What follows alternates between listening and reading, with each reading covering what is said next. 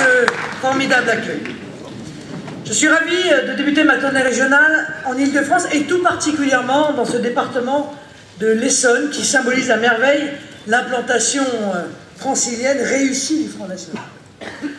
Je tiens à remercier notre tête de liste départementale, Audrey Guibert, qui effectue au sein de cette belle fédération de l'Essonne un travail remarqué et remarquable qui porte ses fruits au regard de nos résultats lors des dernières élections locales.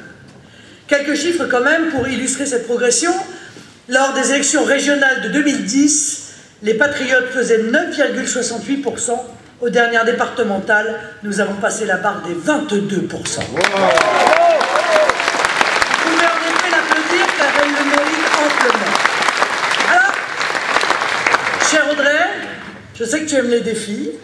Eh bien, je compte sur toi et sur ton équipe pour battre un nouveau record en décembre.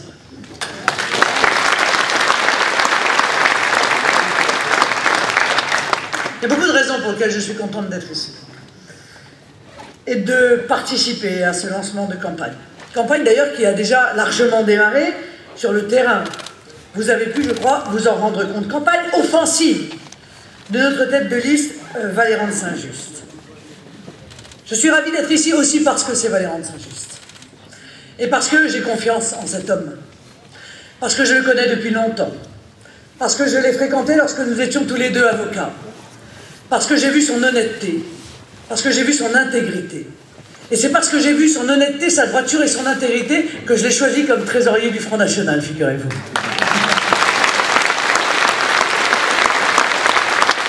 Je pense que vous avez beaucoup de chance. Beaucoup de chance d'avoir à la tête de cette campagne un homme d'une aussi grande qualité et d'une aussi grande pugnacité que Valéran de Saint-Just. Sa liste représente la seule alternative au duo Bartholone-Pécresse pour redresser la région Île-de-France après tant d'années de gestion déplorable, de gabegie, de magouille politicienne, de chômage, d'insécurité, de montée du communautarisme et d'abandon de la République. Je suivrai de très près cette campagne, votre campagne, car je connais bien les problématiques franciliennes pour avoir été, de 2004 à 2009, non seulement élue dans cette région, mais présidente du groupe Front National au Conseil régional d'Île-de-France. Je suis attachée à ce territoire. Je les connais bien. Je les connais bien. Et je ne supporte pas l'immense gâchis de ces irresponsables de gauche et de droite qui ont dégradé les conditions de vie des Franciliens alors que l'Île-de-France détient des atouts incomparables, des richesses, des bassins d'emploi, de formation, une jeunesse dynamique, tous les centres de décision. Et ils n'en ont rien fait. Je les ai vus, cela, des années et des années durant, transformer l'or en plomb. Qu'ont-ils fait de cette région Île-de-France? Rien. Ah si, pardon. Ils ont tout de même fait quelque chose. D'ailleurs, la seule chose qu'ils sachent faire, ils ont augmenté les impôts, l'emprunt et les déficits, ce qui n'est pas rien, vous en conviendrez, et l'ont livré au fur et à mesure du temps à toutes les dérives. La région Île-de-France est en pleine transition avec les bouleversements du Grand Paris. Audrey vous en a parlé tout à l'heure. Ah, le Grand Paris. Depuis combien d'années on entend parler de ce Grand Paris? C'est le nouvel Eldorado promis par la caste francilienne. Vous en avez vous aussi sûrement entendu parler. Il nous abreuve de cela, de plans sur la comète, de tracés de super-métro, de projets faramineux, de grandes révolutions urbaines avec son cortège de projets d'architectes. Mais quel est aujourd'hui le bilan du Grand Paris? Il est très simple. Des postes distribués à une nuée de fonctionnaires et de technocrates, des mandats en prévision pour alimenter les élus à la métropole du Grand Paris. Mais les préoccupations des habitants dans tout cela, la fracture territoriale, les injustices sociales qui se creusent selon les départements, tout cela est passé à la trappe.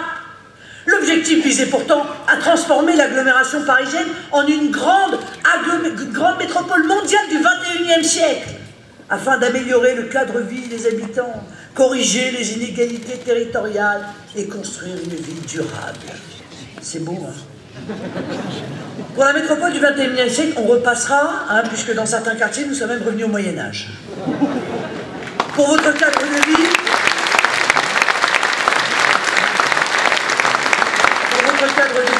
pas cessé en réalité de se dégrader d'année en année. Pour la ville durable, il suffit de constater les derniers pics de pollution pour reconnaître que nous en sommes loin. Le Grand Paris sera grand, beau et durable pour les Parisiens des beaux quartiers. Il sera relégation territoriale, violence, chômage pour les habitants des départements franciliens et notamment pour les Essonniens. En effet, je dénonce avec force la métropolisation et ses conséquences politiques et sociétales. La métropolisation, c'est ce que les élus de l'UMPS appellent le progrès. Mais où est le progrès? Plus d'emplois, plus de richesses, plus de développement, plus de transport pour le centre parisien et moins pour ce qu'ils appellent la zone périphérique, c'est-à-dire tous les autres. Moins pour l'Essonne, moins pour la Seine-et-Marne, moins pour le Val d'Oise, moins pour les Yvelines, moins pour le Val-de-Marne, moins pour la Seine-Saint-Denis et moins pour les Hauts-de-Seine. Donc, ce seront vous, les habitants de banlieue, qui paierez le prix fort de la métropolisation. Vous serez à la fois annexés et digérés par la métropole du Grand Paris, mais au final, oubliés de toutes les politiques. La réforme territoriale, inspirée par l'Allemagne, imposée par Bruxelles et finalement décidée par Hollande et Valls, fera de même pour nos territoires ruraux, qui sortiront des écrans radars, totalement effacés par les métropoles qui accapareront tout. Le Grand Paris et la métropolisation est un projet partagé par les tenants de l'UMPS d'Île-de-France. Huchon, Pécresse, Barthelone, main dans la main. Sur ce point précis, ils ne font même pas semblant d'ailleurs de s'opposer, ils sont d'accord sur absolument tout. Nous, au Front National, nous défendons l'idée d'une Île-de-France harmonieuse, à la fois dynamique et productive, et respectueuse de la diversité de ses territoires. Une Île-de-France au service de tous ses habitants, et non pas réservée à quelques privilégiés. Cher Valéran, les adversaires que tu as pour cette élection, nous les connaissons bien, j'ajouterais, nous les connaissons que trop bien, au regard de leur passé et de leur passif. Ils sont les dignes représentants, presque les symboles de la caste UMPS qui nous gouverne depuis 30 ans au niveau national. Celle qui a conduit notre pays dans le mur sans changer de politique. Le bilan de Jean-Paul Huchon est à ce titre objectivement déplorable. Il faut dire que cet admirateur de l'Allemagne, qui s'est beaucoup battu d'ailleurs pour une France fédérale, c'est ainsi qu'au cours de ses différents mandats, il est passé de président du Conseil régional d'Île-de-France à président de la région Île-de-France, à président d'Île-de-France. Heureusement qu'il n'a pas fait un mandat de plus, il aurait terminé empereur d'Île-de-France.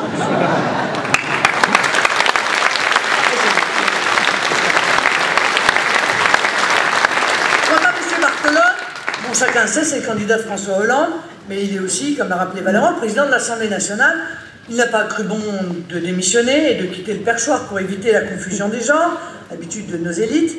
Non, il gardera son mandat de député jusqu'au bout, cela peut toujours servir en cas de défaite quand même. Tant et si bien d'ailleurs qu'il fait campagne avec son écharpe de député dans son bureau de l'hôtel de Lassay au Palais Bourbon.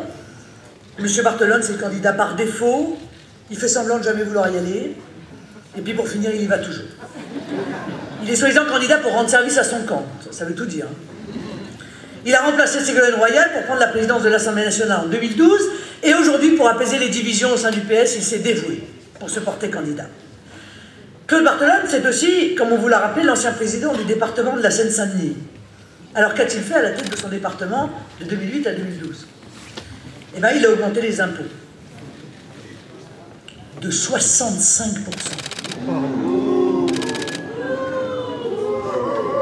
Il a donc pris 750 millions dans la poche des habitants. Il a supprimé les aides à la jeunesse pour l'achat de la carte imaginaire. Il a supprimé les subventions pour les places en crèche. Il a augmenté la carte de transport améthyste pour les personnes âgées et handicapées de 166%. Ah, ben oui, la voilà l'Île-de-France humaine que nous réserve Claude Barthelone. Des impôts et encore des impôts. Vous me direz que c'est une maladie socialiste, toujours plus d'impôts et toujours moins de services. Claude Barthelone n'a rien fait pour améliorer cette caricature qui est devenue d'ailleurs la Seine-Saint-Denis. Le communautarisme y est roi, les mosquées salafistes y poussent comme des champignons, l'insécurité est une gangrène jamais éradiquée. Pour acheter la paix sociale, on connaît bien leurs méthodes, les municipalités de gauche comme de droite, pactisent avec les racailles et les caïds, en échange de logements, d'argent liquide ou de postes en mairie, comme c'est le cas à Bobigny ou à Drancy, ville dirigée par des UDI, dont Jean-Christophe Lagarde. L'UDI championne toute catégorie du communautarisme et allié de l'UMP. Il faut quand même s'en souvenir, le dire et le redire. Barthelone, c'est aussi le roi de la dette et du clientélisme. On comput les communautés achetées par Don Barth dans le 93. Ah, le clientélisme est une gangrène. En effet, via les agences régionales, l'institution est une machine à clientélisme, je vous rassure, bien huilée. Tout est fait pour alimenter les associations, les communautés ethniques et religieuses, afin, évidemment, de récolter les voix lors des élections. Normalement liées au développement économique, social ou culturel de la région, ces subventions servent bien souvent des buts électoralistes très éloignés de l'intérêt des habitants, et ce système s'est au fur et à mesure transformé en véritable gabegie. Mesdames et messieurs, chers amis, il faut le savoir, votre argent, l'argent de vos impôts, sert à alimenter toute une cohorte d'associations plus ou moins douteuses qui contribuent à laisser le pouvoir en place. En définitive, vous payez pour qu'ils se maintiennent au pouvoir. Chaque année en Île-de-France, ce sont plus de 500 millions d'euros, excusez-moi du peu, qui sont consacrés aux subventions. Autant dire que l'exécutif est assis sur un véritable magot qu'il n'hésite pas à dilapider à des fins clientélistes.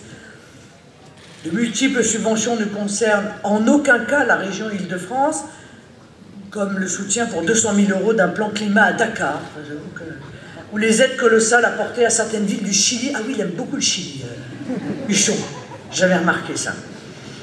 Alors, l'une des premières mesures du Front National, dans l'ensemble des régions d'ailleurs, sera de vérifier avec fermeté que ces subventions correspondent non seulement à l'intérêt régional, mais aussi regarder ce que font ces associations des subventions qui leur sont accordées, et faire la chasse aux veaux gras. Ces associations richissimes, mais qui viennent toujours réclamer aux guichets régionaux. Entendez bien qu'il existe des associations en Île-de-France qui viennent réclamer de l'argent public, mais qui ont des actions en bourse. Ils boursicotent. Et puis il faudra supprimer purement et simplement toutes les subventions aux associations communautaristes. Et là, croyez-moi, ça va faire des économies.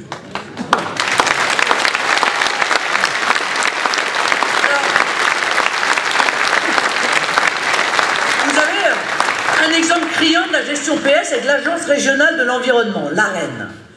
91% financé par la région quand même. Seulement 12% utilisés pour les actions. Il y a 12% d'actions. Et le reste, c'est de la communication et des subventions. 49% consacrés aux frais de personnel. Donc 49% pour, en gros, bien souvent, l'armée de réserve militante du PS. Le comité régional du tourisme est également une machine à piston pour les élus franciliens et leurs familles.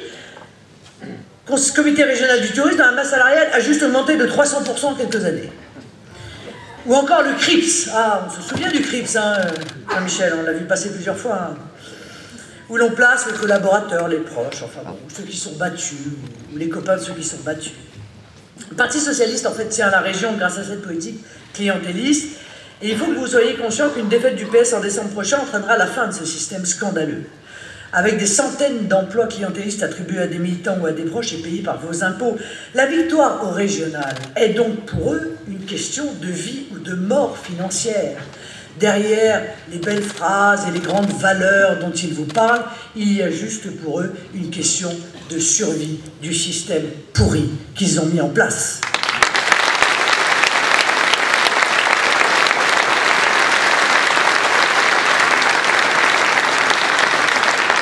Avoir des élus Front National au Conseil régional, c'est s'assurer de la dénonciation systématique de ces copinages incessants et que vos impôts servent enfin à l'intérêt général et non plus à entretenir les copains privilégiés des uns ou des autres. Ça a fait beaucoup de mal notre absence au Conseil régional durant les dernières années. Car lorsque le Front National n'est pas là, les souris dansent.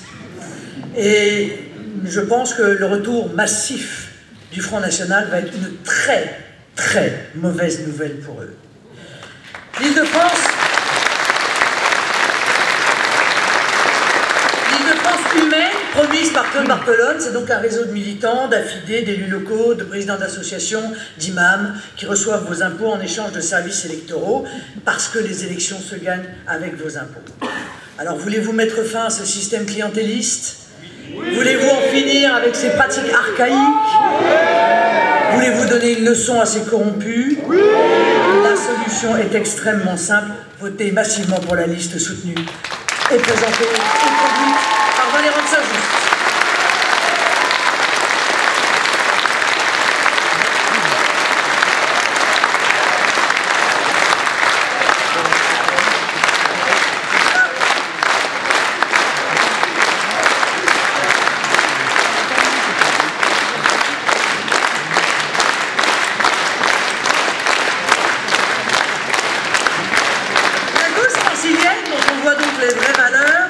Est aussi la championne de l'immigrationnisme.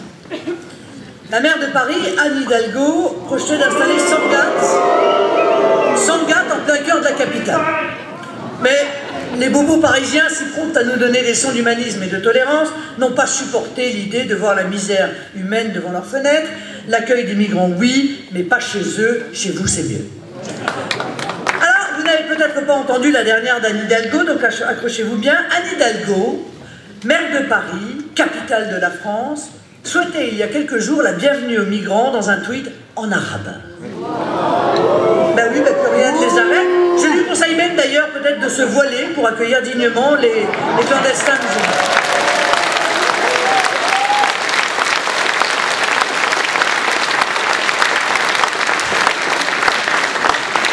Je veux dire, objectivement, c'est dramatique. En fait, c'est l'assimilation à l'envers. C'est vous qui êtes sommés d'adapter votre mode de vie à l'immigration massive.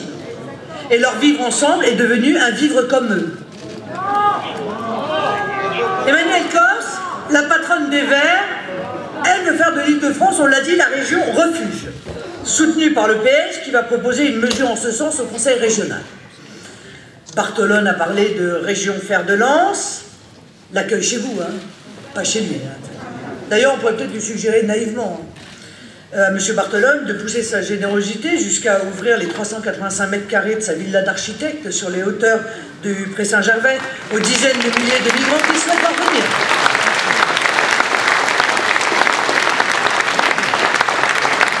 Claude Bartholone nous a récemment déclaré « Ce ne sont pas des migrants, ce sont des réfugiés. Ils viennent parce qu'ils sont menacés de mort, ils ne viennent pas pour prendre notre boulot, ils viennent pour sauver leur peau. » Comme c'est beau et comme c'est faux. Nos élites ont, dans un habile travestissement sémantique, fait des clandestins des migrants, puis des réfugiés. On désarme les mots pour désarmer les esprits. La réalité est bien différente. Et nous le savons tous. Si certains fuient la guerre et les menaces, l'immense majorité est composée d'immigrés économiques, qui viennent chez nous attirés par des prestations sociales juteuses, un système de santé gratuit, un logement, une indemnité journalière. Et pendant ce temps, les vrais réfugiés, qui sont en Syrie, qui sont au Liban, eh bien eux, ils voient fondre l'aide humanitaire internationale au mépris de la logique, de l'esprit et du cœur.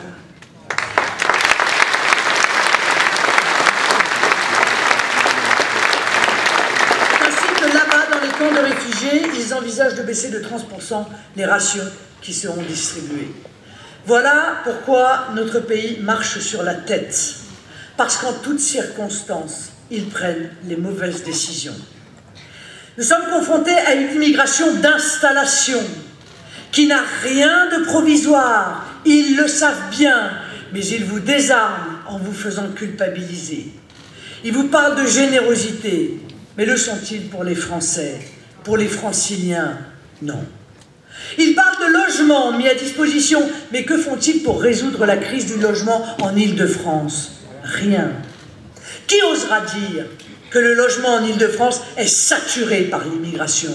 Eh bien nous sommes les seuls à le dire parce que c'est la réalité.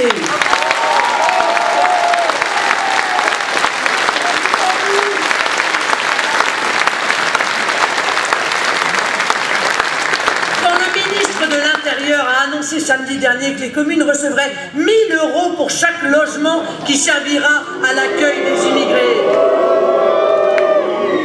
Quand il était là avec des hauts responsables, des candidats de tête de liste UMP qui applaudissaient M. Valls faisant ces annonces. D'ailleurs, dans le prolongement, M. Valls a indiqué que de nouvelles places pour les clandestins allaient être multipliées dans les communes. Quand Julien Sanchez, le maire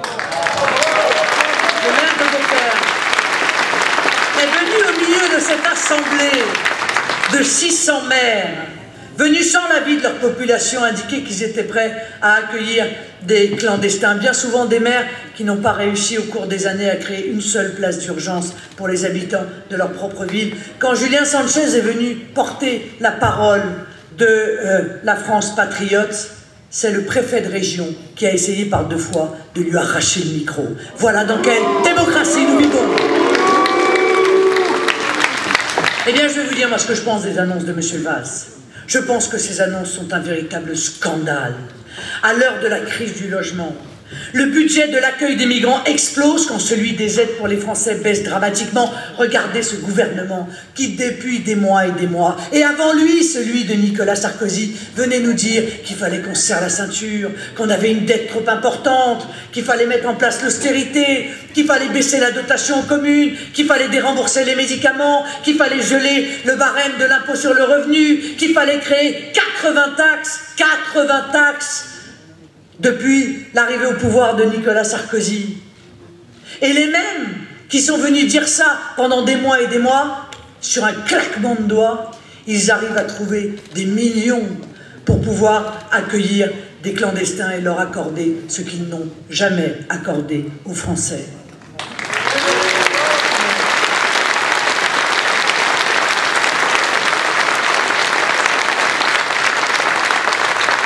En Île-de-France, mes chers amis, ce sont près de 2 millions de nos compatriotes qui n'arrivent pas à se loger et qui attendent depuis des années parfois une solution.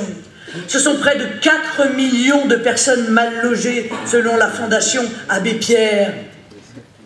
Et combien allons-nous accueillir de clandestins quand on entend des dirigeants aussi irresponsables que Nicolas Sarkozy venir nous dire qu'en plus de toutes les filières d'immigration clandestine que nous avons déjà, l'immigration sanitaire, le regroupement familial, le dévoiement du droit d'asile, il faudrait en plus accueillir les réfugiés de guerre, soit près de 260 millions d'habitants sur la Terre qui vivent dans un pays en guerre.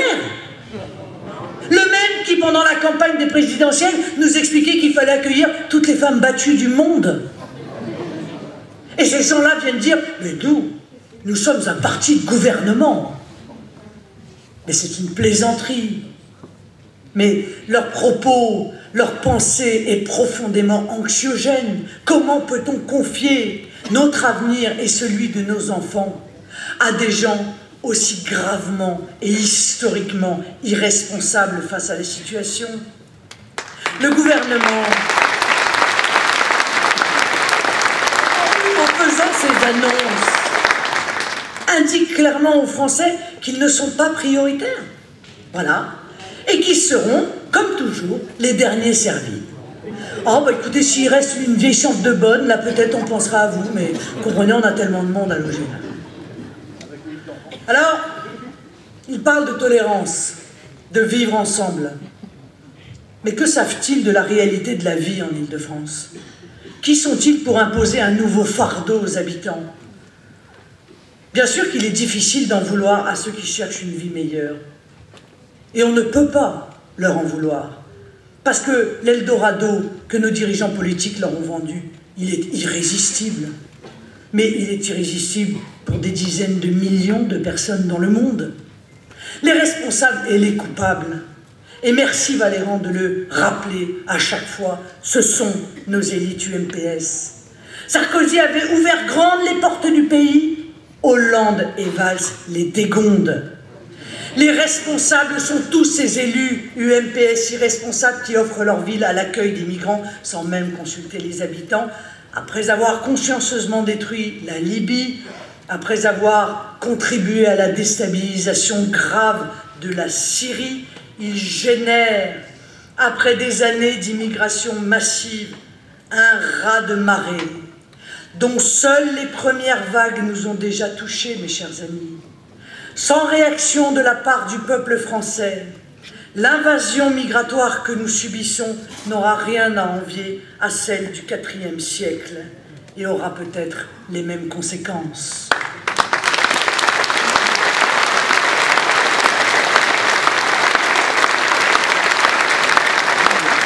Mais rien n'arrête nos politiques, ni les 7 millions de chômeurs, ni les 10 millions de pauvres, ni le risque de déflagration de notre société.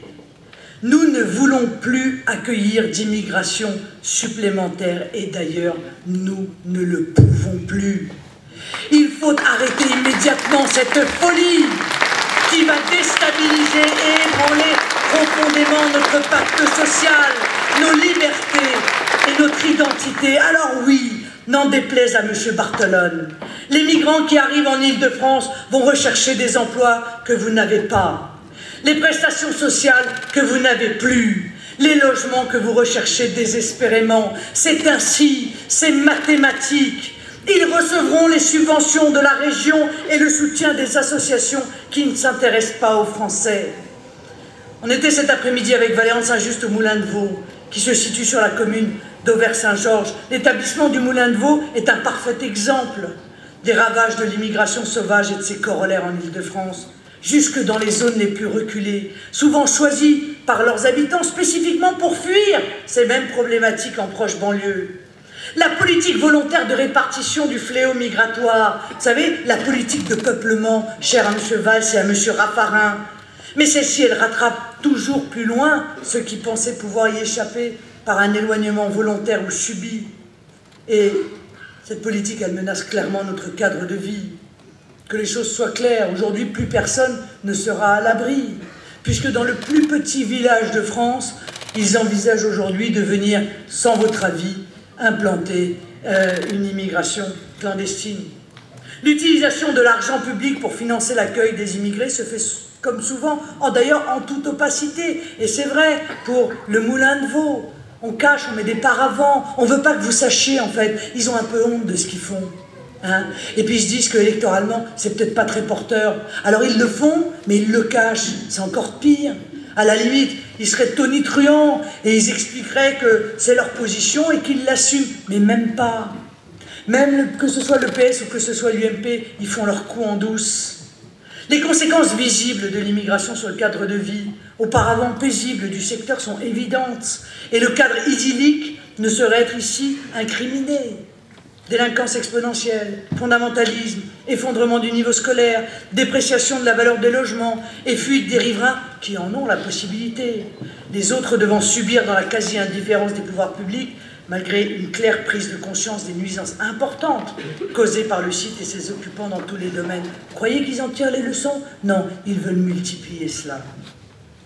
Claude Barthelone a ainsi déclaré qu'il préférait perdre l'élection plutôt que de suivre les sondages qui disent que les Français sont opposés à l'accueil des clandestins. Alors, mes chers amis, ne vous privez pas, faites passer le message, votez Barthelone, c'est voter pour l'accueil des clandestins chez vous, votez socialiste, c'est voter pour la submersion migratoire, et donc les 6 et 13 décembre, faites perdre Barthelone pour que l'Île-de-France ne s'appelle pas l'île de Syrie ou l'île de Libye.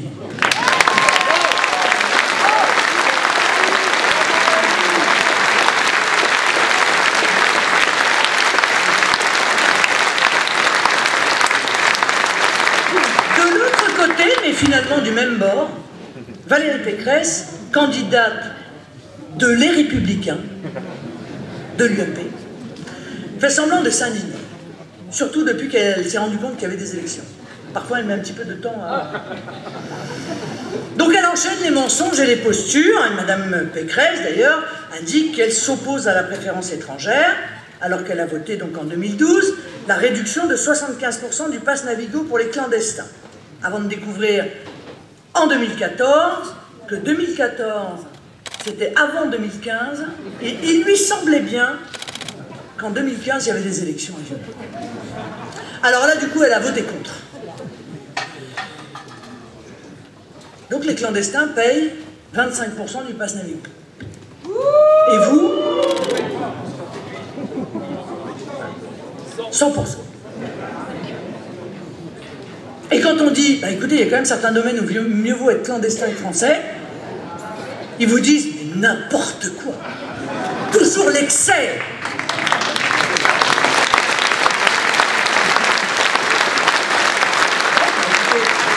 Moi, quand je vois les logements d'urgence, quand je vois les transports en Île-de-France, quand je vois l'aide médicale d'État, avec des soins intégralement gratuits pour les clandestins, bah oui, je me dis qu'il y a quand même de plus en plus de domaines dans lesquels on est mieux traité quand on est clandestin en France que quand on est français.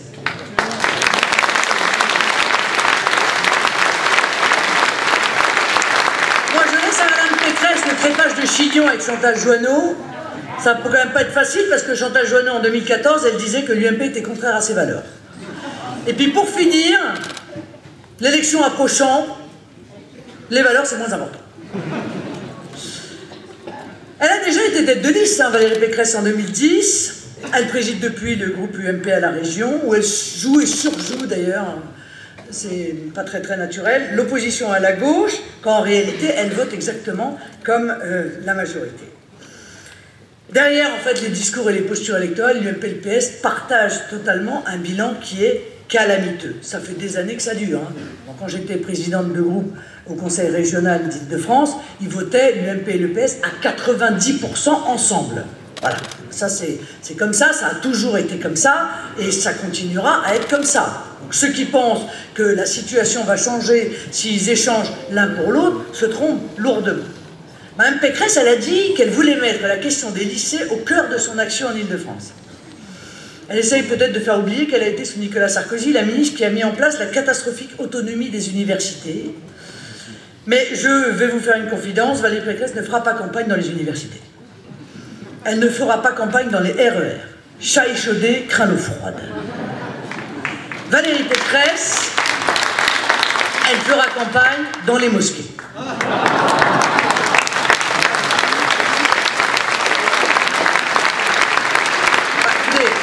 C'est en tout cas, en juillet dernier, ce qu'elle a fait.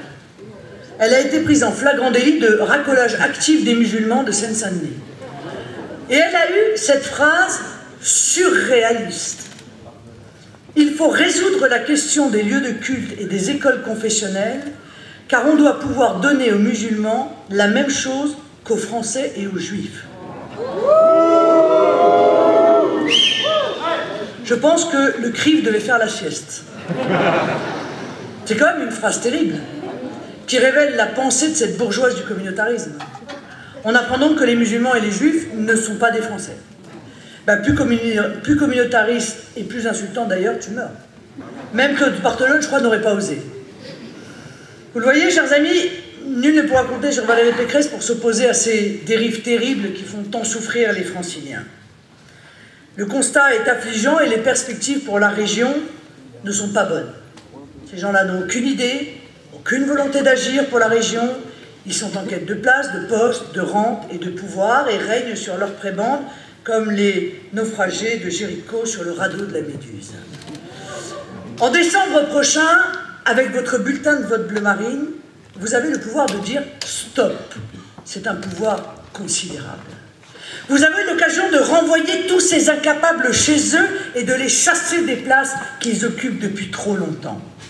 Le Front National, lui, a un vrai projet pour l'Île-de-France et la France.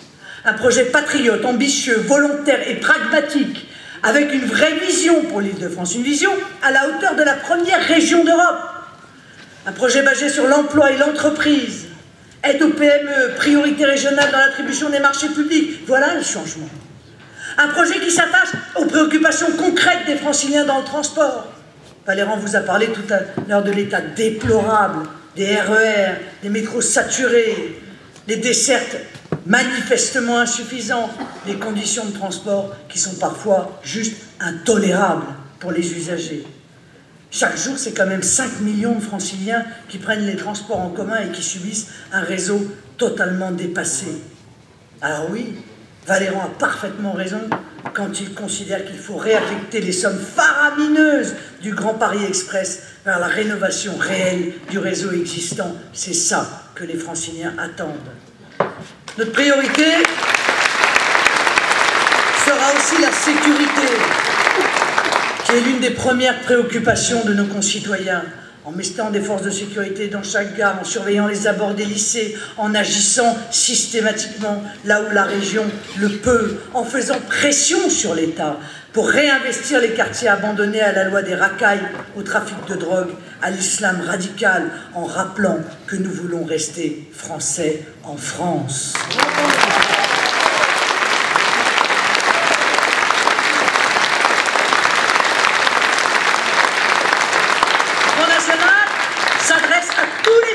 Sans considération de religion ou d'origine, la seule communauté que nous allons convaincre est la communauté nationale.